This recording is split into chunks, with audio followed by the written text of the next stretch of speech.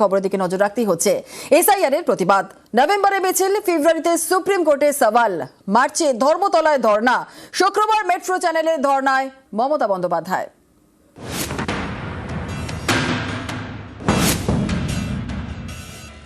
I have started my struggle from the beginning and my life will be end with the struggle.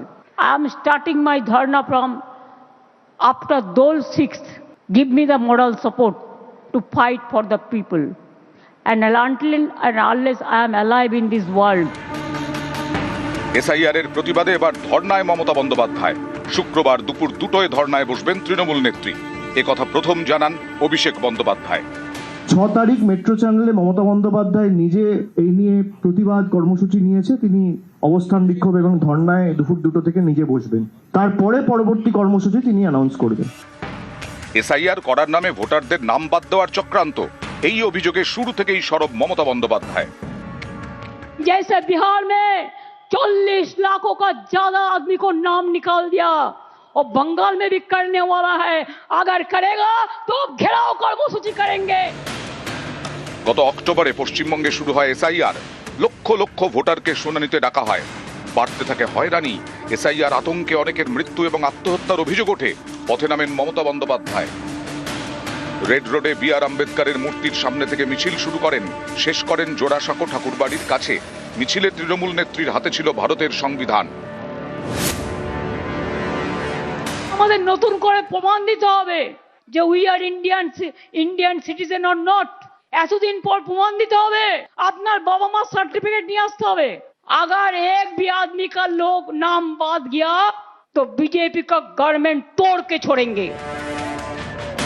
শুধু হুঙ্কার নয়, ফেব্রুয়ারির শুরুতেই দিল্লিতে রড়ংদেহী মেজাজে দেখা যায় তৃণমূল নেত্রীকে। এসআইআর এর জন্য হয়রানির শিকার হয়েছেন এমন বেশ কিছু পরিবারের সদস্যকে নিয়ে পৌঁছে যান রাজধানীতে। মুখ্য নির্বাচন কমিশনার জ্ঞানেশ কুমারের সঙ্গে সাক্ষাৎ করেন। দিল্লিতে নির্বাচন কমিশনের অফিসের সামনে দাঁড়িয়ে সুর চড়ান। हमारा भी जनता हमारे साथ में है, हम मैदान में लड़के लेंगे। बंगाल को टारगेट करने के लिए तो बीजेपी उसका पक्ष में है। जो मर्जी बीजेपी करेगा उसको वो करेगा, तो हमारा भी जनता हमारे साथ में है। এখানেই শেষ নয়, প্রথম মুখ্যমন্ত্রী হিসেবে দেশের শীর্ষ আদালতে সওয়ালও করেন মমতা বন্দ্যোপাধ্যায়, যা এক বেনজির ঘটনা। This court gave order that Aadhaar card will be one of the proof documents, but they said no. Said in other state, said the domicile certificate is allowed. Only they targeted Bengal on the eve of election.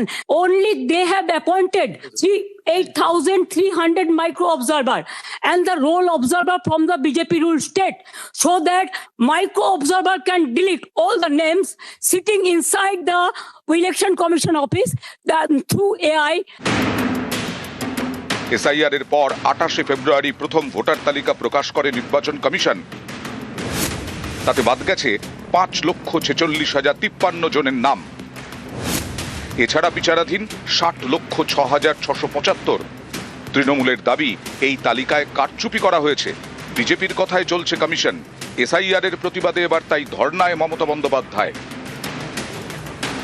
এর আগে সিঙ্গুর আন্দোলনের সময় ধর্মতলার metro চ্যানেলে অনশন করেন মমতা। সেই ধর্মতলা, সেই metro channel, ফের প্রতিবাদে মমতা বন্দ্যোপাধ্যায়। এবার এসআইআর এর প্রতিবাদে ধর্না। এই সেই ধর্মতলার মেট্রো চ্যানেল, এই ফলকটিও অত্যন্ত নজর কাড়া। তার কারণ টাটাদের সিঙ্গুরে জোর করে প্রকল্পের জন্য জোর করে জমি অধিগ্রহণ করা হচ্ছে। এই অভিযোগকে জানিয়ে 2006-এর তেসরা থেকে 28শে ডিসেম্বর পর্যন্ত এই মেট্রো চ্যানেলেই অনশন করেছিলেন মমতা বন্দ্যোপাধ্যায়। 6 তারিখ থেকে দুপুর 2টো থেকে সেই মেট্রো চ্যানেলেই তিনি অবস্থানে বসতে চলেছেন। ইতিমধ্যেই দেখতে পাওয়া যাচ্ছে যে প্রস্তুতি তা শুরু হয়ে গিয়েছে, যে মূল মঞ্চ তৈরি করা হচ্ছে এবং মূল মঞ্চের পাশাপাশি রাস্তার একাংশে যারা আসবেন এই অবস্থান কর্মসূচিতে যোগ দিতে তাদের বসার জন্য ব্যবস্থা করে রাখা হচ্ছে। ক্যামেরা অসিত দাসের সাথে আবির ঘোষাল, নিউজ 18 বাংলা, কলকাতা।